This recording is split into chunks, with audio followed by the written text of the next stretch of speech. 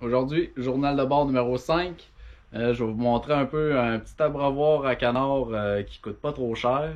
Puis comment puis pourquoi je coupe les ailes de mes canards. Donc, pour commencer, le petit abreuvoir. En fait, moi ça m'a rien coûté du tout. Ça, c'est des canisses qu'on retrouve souvent ça sert pour mettre du savon dans des bâtiments. Là, je l'ai trouvé dans les vidanges dans un bâtiment de personnes âgées. Donc ils devaient faire leur lessive puis c'est ça. Sinon, on peut les retrouver à environ 10-12$ les contenants. Fait que c'est pas cher pantoute. Puis le problème avec les canards, c'est que si vous mettez une chaudière traditionnelle, ils vont tout arroser partout parce que eux autres, c'est des animaux aquatiques. Fait qu'ils vivent normalement sur des lacs, des rivières, etc. Donc, ils gaspillent l'eau parce que pour eux, c'est une ressource abondante. Fait que ce qu'ils font, c'est que souvent, quand il n'y a pas de petite ouverture comme ça, ben ils s'aspergent. Ils vont s'asperger chaque côté. Ils vont vouloir se nettoyer, ils vont vouloir se doucher. Fait que l'hiver, c'est pas intéressant, puis c'est pas intéressant dans un bâtiment parce que ça conserve l'humidité. Puis l'hiver, ce que ça fait, c'est qu'autour de votre chaudière, vous allez avoir un monticule de glace incroyable. Tandis que là, en pratiquant des ouvertures, il y a juste la tête du canard qui rentre. Moi, j'ai fait assez grande parce que j'ai des oies aussi. Puis juste une ouverture comme ça. Regardez, c'est à peu près long comme mon doigt. Juste une ouverture comme ça, les oies, ils rentrent leur tête. Puis, tu sais, ils lèvent leur tête comme ça pour bien boire. Fait qu'ils vont laper, puis ils vont remplir leur bec, puis ils vont boire. Fait qu'ils peuvent pas s'asperger. Fait qu'il y a moins de gaspillage, il y a moins d'eau autour. Comme moi, cet hiver, là, maximum de glace que j'ai eu, c'est environ ça. Puis ça permet de moins de gaspillage, moins d'humidité dans le bâtiment. Fait que j'ai pratiqué 3 ouvertures, en fait, que j'ai faites à meuleuse disqueuse. Puis ici, ben comme j'ai des call docks chez moi, ben j'ai mis un bloc de béton juste pour qu'il soit à bonne hauteur pour qu'il puisse boire. Puis j'ai fait une ouverture en haut. Ça permet de mieux la nettoyer. Ça permet de la vider plus aisément. Là, vous voyez, l'eau a pas l'air d'avoir une belle couleur, mais ceux qui ont des canards, ils savent très bien de quoi je parle. Elle a une journée, cette eau-là. Elle a même pas 24 heures. Parce que les canards, ce qu'ils font, c'est qu'ils vont prendre la moulée. Ils vont arriver, ils vont prendre la moulée dans leur bec. Ils vont la garder dans leur bec. Puis ils vont aller directement à l'abreuvoir. Puis ils vont tremper leur moulée. Puis ils vont toujours en laisser à l'intérieur. En fait, il va toujours en tomber. Il va toujours avoir une couche de moulée à l'intérieur. Ou de peu importe, de sable. Ils humidifient tout le temps leur nourriture. Ça fait en sorte que l'eau a toujours cette couleur-là.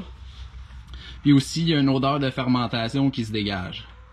Ça, c'est pas grave en soi, là, que votre eau n'a pas besoin d'être limpide. D'abord, les lacs, les rivières, l'eau n'est pas nécessairement limpide. Fait que nous, on la change environ aux 4-5 jours. On fait un vidage complet. Mais sinon, on fait simplement rajouter de l'eau par-dessus. J'ai également laissé cette ouverture-là.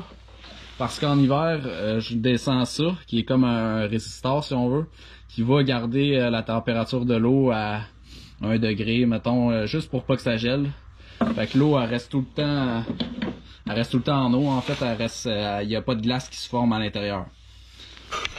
Pour des poules, c'est moins grave, ça. Vous pouvez les nourrir juste avec de la neige, hein. Il n'y a pas de problème avec ça. J'ai déjà fait des hivers complets à juste nourrir avec de la neige. Ils adorent ça, la neige. Par contre, avec des oies ou des canards, le problème qu'il y a, ça se fait aussi, mais également juste avec de la neige, mais c'est qu'ils peuvent pas faire de bain nasaux. Ils vont tremper leur bec, puis ils vont faire comme des remous pour faire tout un lavage, un lessivage de leurs narines. Fait que pour ça, c'est important qu'il y ait une eau, puis qui est quand même renouvelée là, environ 4-5 jours. Fait que c'est ça la petite astuce. Il y a évidemment d'autres sortes d'abreuvoir. Moi, j'ai pas l'eau courante, donc c'est comme ça que je me suis arrangé. Puis ça, moi, ça m'a rien coûté du tout. Le résistor, je l'avais déjà. Fait que j'ai pas testé les autres systèmes d'abreuvoir. Je sais qu'il y a des abreuvoirs automatiques, il y a toutes sortes de systèmes. J'ai pas testé ça encore. À mesure que si je viens à tester ça, ben je vous ferai une vidéo là-dessus. Et là, on va aller voir comment et pourquoi couper les ailes des canards.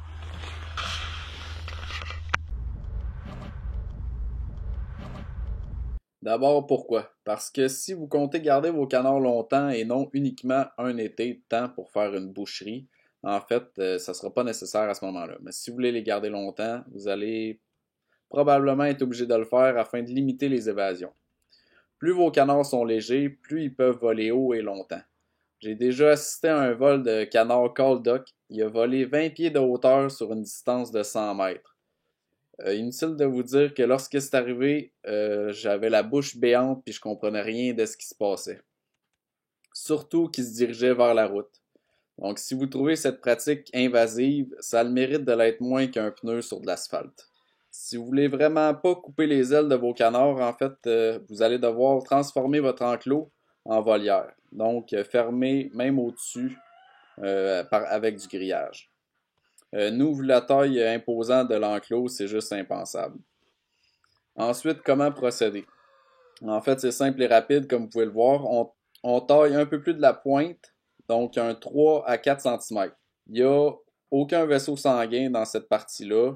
Il n'y a aucune douleur ni risque d'infection pour l'animal. Certaines personnes ne font qu'une extrémité de l'aile pour être moins invasif. J'avoue pas avoir fait le test.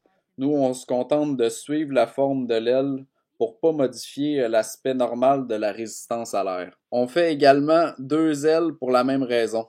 J'ai aussi vu des gens qui se contentent de faire qu'une seule aile dans le but d'être moins invasif, mais je peux m'empêcher de penser puis de constater que tout le vivant est construit et marqué par la symétrie. C'est pour ça qu'on fait les 2 ailes. Sinon, c'est sûr qu'il y a une modification de la résistance à l'air. Donc, probablement un impact sur les muscles. Je suis pas un expert là-dedans, mais c'est la réflexion que j'ai. Il faut répéter l'exercice à chaque mue, en fait. Donc, c'est environ 1 ou 2 fois par année. On n'est évidemment pas des experts en la matière, puis on fait juste vous partager notre expérience puis nos réflexions sur le sujet.